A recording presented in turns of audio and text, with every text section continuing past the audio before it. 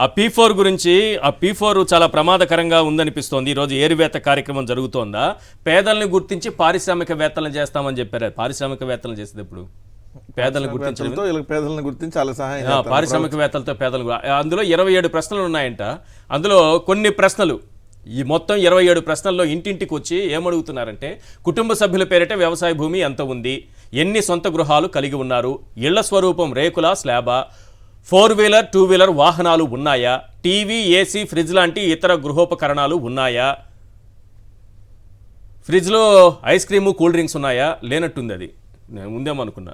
ఇంట్లో ఇంకెవరికైనా బ్యాంకు ఖాతా ఉందా, పట్టణ లేదా మున్సిపాలిటీ పరిధిలో ఆస్తులున్నాయా, కుటుంబ సభ్యుల్లో ఎవరైనా ప్రభుత్వ ఉద్యోగి ఉన్నారా, ఇన్కమ్ ట్యాక్స్ ఏమైనా చెల్లిస్తున్నారా, గృహ అవసరాల కోసం నెలకు విద్యుత్ వాడకం ఎంత, ఒక్కొక్కరి మీద పిడుగుపడబోతోంది. ఈ 1,32,00,000 మందిని గుర్తించి వాళ్ళకి పథకాలు అందకుండా చేసే కుట్ర జరుగుతోందన్నది ఒక్కవైపు దాన్ని పక్కన పెడదాం. వీటన్నింటి ద్వారా ఇలాంటివన్నీ సర్వేలన్నీ చేసిన తరువాత ఎవరెవరి స్థాయో ఏంటో తీసి పేదరికానికి దారిద్ర్య రేఖకు దిగువన ఉన్న వాళ్ళకి వీళ్ళకి ఒక క్రైటీరియా ఉంటుంది. దాన్ని గుర్తించి పథకాలన్నీ కోసేసేది, పథకాలన్నింటినీ ఊచకోత కోసేటటువంటి ప్రమాదం ఉందన్న అనుమానాలు వ్యక్తమవుతున్నాయి. ఏమంటారు వెంకటరెడ్డి గారు? సమయం తక్కువ ఉంది, చెప్పండి. ఇదే P4 సర్వేకి సంబంధించి మొన్న తిరుపతిలో కలెక్టర్కి వెళ్ళి సచివాలయ ఉద్యోగులు కంప్లైంట్ చేశారు, మమ్మల్ని ఇళ్ళకి రానియట్లేదు. ఎవరు? ప్రజలు. ఇదిగోండి P4 సర్వే వద్దు బాబాయ్, కలెక్టర్కి ఫిర్యాదు చేసిన సచివాలయ ఉద్యోగులు. ఇదిగోండి ఒక్క నిమిషం దాన్ని. సచివాలయ ఉద్యోగులు వెళ్ళి, ఎందుకంటే వాళ్ళు ఇంటికి వెళ్ళినాక అన్ని డీటెయిల్స్, మీ ఇంట్లో ఏసీ ఉందా, ఉంటే రేట్ ఎంత, మీ ఇంట్లో టీవీ ఉంటే ఎప్పుడు కొన్నారు, రేట్ ఎంత, మీ ఇంట్లో బంగారం ఉంటే ఎంత బంగారం ఉంది, దాని వాల్యూ ఎంత, అవన్నీ వీళ్ళకేం సంబంధం, అసలు బ్యాంక్ ఖాతా వివరాలు కూడా సంబంధం లేదు కదా. ఏదైనా పథకానికి ఎలిజిబిలిటీ అయితే దానికి ఆ బ్యాంక్ లింక్ అయి ఉంటుంది. అంత బ్యాంక్ ఖాతా, బ్యాంక్ బ్యాలెన్స్ లో 27 ప్రశ్నలు అడుగుతున్నారంట. ఇది 11వ సర్వే. P4 సర్వే అనేది 11వ సర్వే. ఈ 9 నెలల్లో 10 సర్వేలు చేశారు ఈ ప్రభుత్వం. ఎందుకు పథకాలు ఎలా ఏరువేయాలని చెప్పి ఏదో మిస్సింగ్ సిటిజన్ సర్వే అంట, ఫ్యాట్ టీకే సర్వే అంట, జియో ట్యాగింగ్ అంట, గ్రామ పంచాయతీ ఆస్తుల సర్వే అంట, హౌస్ హోల్డర్ సర్వే అంట, 10 సర్వేలు చేసింది. ఎందుకు?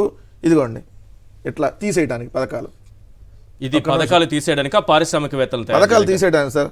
ఇంటిపై టీడీపీ జెండా కడితేనే, నేను చదివి అన్నమయ్య జిల్లా కలకడ మండలం ఎగువ బొట్టవారిపల్లిలో ఇంటిపై టీడీపీ జెండా కడితేనే పింఛన్ ఇస్తానని బెదిరించడంతో కలెక్టరేట్కి వచ్చిన బాధితులు. పింఛన్ నిలిపివేయడంతో దివ్యాంగుడు ఆత్మహత్యాయత్నం, ఓట్లు వేయలేదని పింఛన్ నిలిపివేత. చిత్తూరు జిల్లా మీర్జేపల్లి వాలంటీర్లు కూల్చివేత. ఇంకోటి ఇదేంది అంటే మొత్తం ఇంకెవరున్నారు, మొత్తం ఏ విధంగా ఏరు. అందుకని మీకు బడ్జెట్లో కూడా తక్కువ పెట్టింది అందుకనే కదా. 10 లక్షల మంది పెన్షన్లకు తీసివేయాలనేది డిసైడ్. దానికి సంబంధించి 10 లక్షల పెన్షన్లకు సంబంధించి తగ్గించారు. ఎందుకంటే ఇది 1వ తారీఖు పెన్షన్ అనేది ఖచ్చితంగా ఇవ్వాల్సిందే. దీని చంద్రబాబు నాయుడు గారు ఇటు పరిస్థితిలో ఏ ప్రభుత్వాన్ని ఆపడానికి లేదు. సో అందుకని 10 లక్షల దాంట్లో బడ్జెట్లో తగ్గించారు 5,000 కోట్లు అంటే 10 లక్షల మంది కోత విధించడానికి అని చెప్పి వాళ్ళు డిసైడ్ అయ్యారు. సో ఇది ఏరువేత కార్యక్రమం కోసమే చంద్రబాబు నాయుడు గారు P4 లేదు, P6 లేదు, సంక్షేమ పథకాలు అట్లా ఏరువేసే 4 అనే కార్యక్రమం పెట్టి తీసేస్తున్నాడు. కంక్లూడ్ చేయండి సార్. చంద్రబాబు నాయుడు గారికి ఎప్పుడు ఉన్న అలవాటే పేదల్ని హింసించటం, ఏదించటం. అసలు అధికారంలోకి రాగానే మా ప్రభుత్వంలో ఎన్ని పెన్షన్స్ ఇచ్చాం, మరుసటి నెలలోనే ఎన్ని పెన్షన్స్ ఇచ్చాడు, ఈ 9 నెలల కాలంలో న్యాచురల్గా ఎన్ని పెరగాలి, ఎందుకు తగ్గుతున్నాయి, ఎందుకు తగ్గుతున్నాయి. బడ్జెట్ లో ఎప్పుడు పెరగాలి పెన్షన్లు డబ్బులు, ఈయన ఆల్రెడీ తగ్గించాడు డబ్బులు. అంటే ఒక కొత్త పెన్షన్ ఇవ్వలేదు, ఇవ్వడానికి కూడా క్లియర్. దానికి ఆయన పేదలంటే అతనికి పడదు, పేదలను అనగదొక్కటం అతని లక్ష్యం. మాకు వాసన లేదన్నారు, పేదల వాసన పడదా? ఇప్పుడే కదా అచ్చెన్నాయుడు గారు చెప్పారు, సెంటు కంపెనీ రాశారు కదా. ఆయన మాటల్లోనే అర్థం అవ్వట్లా మీకు. మాకు రంగు లేదు, రుచి లేదంటే మాకు విధానం లేదు, పద్ధతి లేదు, రాజ్యాంగం లేదు. ఇది వాళ్ళ ఇది రైట్, వాళ్ళ ఆలోచన ఇది.